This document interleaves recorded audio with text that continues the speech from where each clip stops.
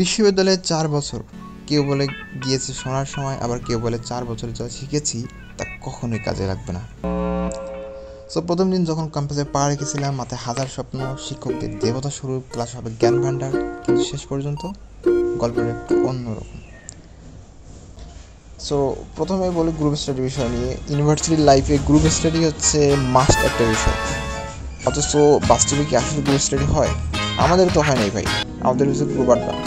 So আমার এক ফ্রেন্ডকে যখন গ্রুপ স্টাডির কথা বলতাম, সে বলতো ভাই কালকের জন্য কোনো নোট লাগবে না, ইউটিউবে আছে সব।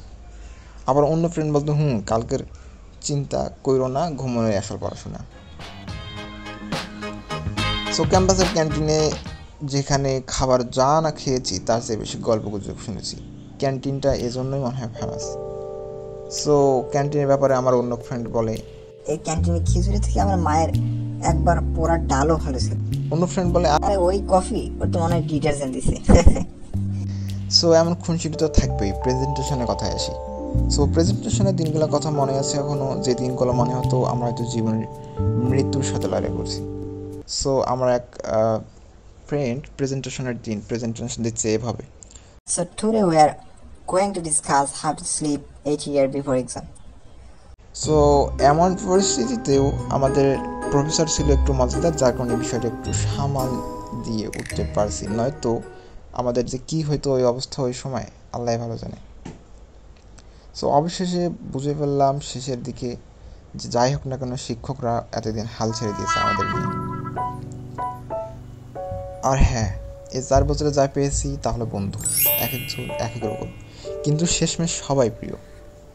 এখানে আসার আগে জানতাম না বন্ধু শব্দটা এত সুন্দর হতে পারে, বিশেষ করে যখন কেউ অ্যাসাইনমেন্টের ব্যাপারে হেল্প করে, অ্যাসাইনমেন্টের কপি দেয়। সো সে তো আমার জানের জিগার বন্ধু। যাই হোক, সব শেষে সে আছে বিদায়ক্ষণ। বিদায়ক্ষণ নেবার সময় একটু মজা, কষ্ট, দুঃখ সব কিছু মিলেই বিদায়ক্ষণ হয়ে ওঠে। এবং সব থেকে যে কথাটা মনে আসে সেটা হলো কাল থেকে আর সকালে উঠতে হবে না। বাই ক্যাম্পাস শেষ, এবার কি প্রিন্টেন শেষ, এটা আমার একটা ফ্রেন্ড বলে। অন্য ফ্রেন্ড আবার বলে ডাইনিং বেল তো আমি 3 মাস থেকে দিইনি, কীভাবে দেবো। অ্যান্ড বাকি রেখেই আমাদের বিদায় সম্পন্ন হয়।